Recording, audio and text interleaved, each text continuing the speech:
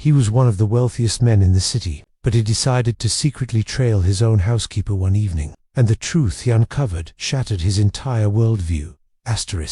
Alexander Vance stood at the panoramic window of his penthouse, watching the woman who had kept his life in order for a decade quietly leave for the day. A notification on his tablet had alerted him to inventory inconsistencies. It was always on the days Elena Martinez cleaned his private residence. At 48, Alexander had built a global tech security firm from nothing. His fortune was built on noticing the smallest details, the tiny cracks others missed. And now, a crack had appeared in his own home.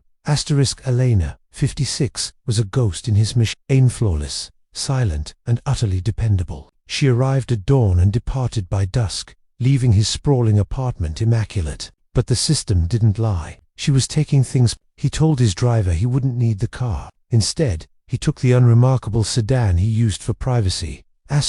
He followed her beat-up hatchback across the river, into parts of the city he only knew from economic reports. The buildings grew older, the streets narrower. He watched her park and climb the stairs of an apartment complex that had clearly seen better days. He waited, then approached. Through a window, he saw her in a small, brightly lit kitchen. 2 children sat at a table, their eyes fixed on the simple meal she was preparing. The boy looked at a box of pasta as if it were a long-awaited gift. Alexander's stomach tightened. She wasn't stealing for greed. She was providing for her family with supplies from his overstocked pantry. But a lifetime of business deals had taught him caution. If she was capable of this, what else was she hiding? That night, in his silent, sterile apartment, Alexander made a decision. He would uncover the full story of Elena Martinez. He had no idea this choice would force him to confront a devastating reality about his own life. The next morning, Alexander was in his office before sunrise. The image of those children was burned into his mind.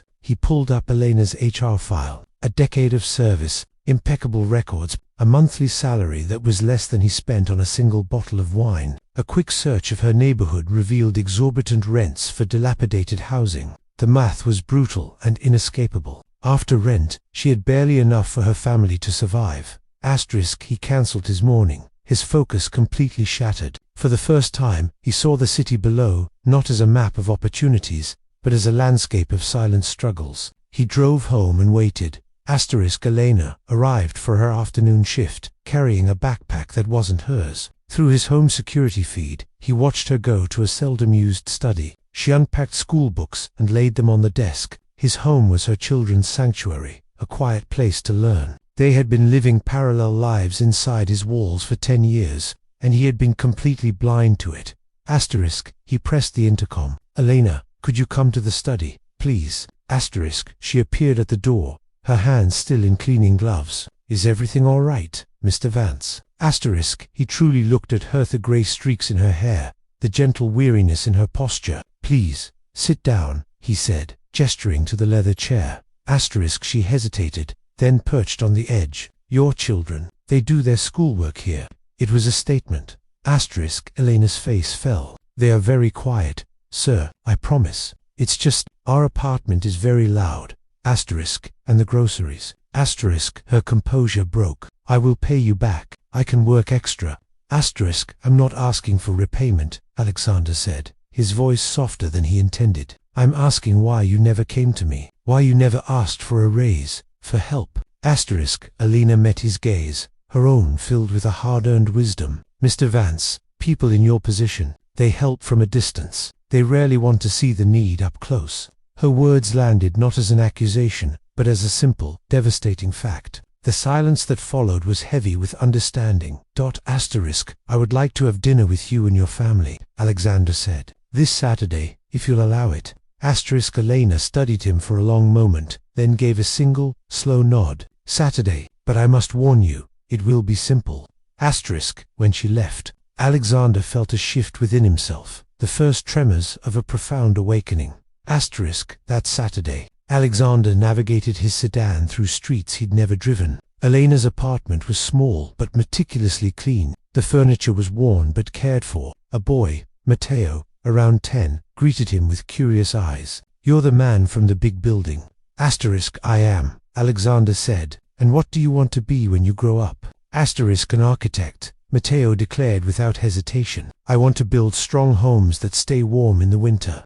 Asterisk. Alexander felt a pang in his chest. Elena's daughter Sophia was shy but showed him her drawings on scrap paper. Over a humble meal of stew and rice, Alexander learned more. Matteo used the public library's computers for his projects. Sophia dreamed of art classes they could never afford. Elena worked a second job cleaning offices 3 nights a week. Asterisk. Why didn't you ever ask? Alexander murmured.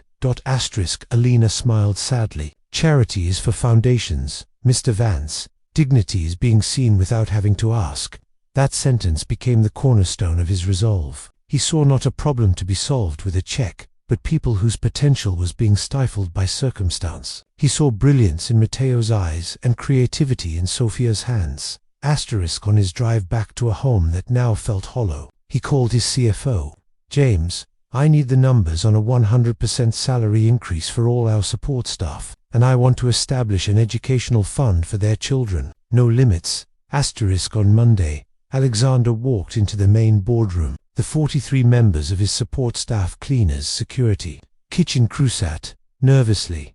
Asterisk. Thank you for being here, he began, his voice clear in the tense silence. I called this meeting not because you've done anything wrong, but because I have. Asterisk. He clicked a projector. I've discovered that most of you earn a salary that doesn't cover the basic cost of living. I've learned that some of you work second jobs, that families are doubled up in apartments, that health is sacrificed for a day's pay.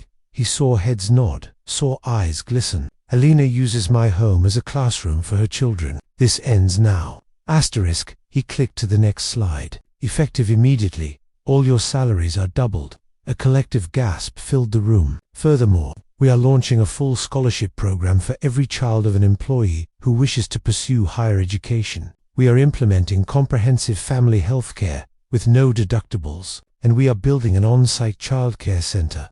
Asterisk. He turned to Elena. Elena, I am creating a new role, Director of Employee Well-being. Your salary will be $90,000 a year. I need your insight to help me fix what I've been blind to. Asterisk. Elena stood, tears streaming down her face, and simply said, yes. The room erupted in applause, a sound of relief and long-awaited hope. Asterisk. Later, Elena found him. Alexander, she said, using his first name for the first time. Why now? Asterisk. He looked at her, truly seeing a partner, not an employee, because I was building a legacy on a foundation of willful ignorance, and I'd rather be known as the man who finally opened his eyes. Asterisk. 6 months later, Vance Solutions was featured in headlines as a pioneer of corporate ethics, but Alexander's greatest pride was a photo on his desk, Matteo, holding a model bridge he'd built, beaming with pride. Elena's department had transformed company culture. The movement was spreading. Asterisk. The most profound discovery wasn't about wealth distribution. It was about human connection. True power isn't in commanding people, but in empowering them, and that is a lesson worth every penny. Asterisk. If this story resonated with you, please give it a like and subscribe to Winds of Thought for more tales that explore the depth of the human spirit.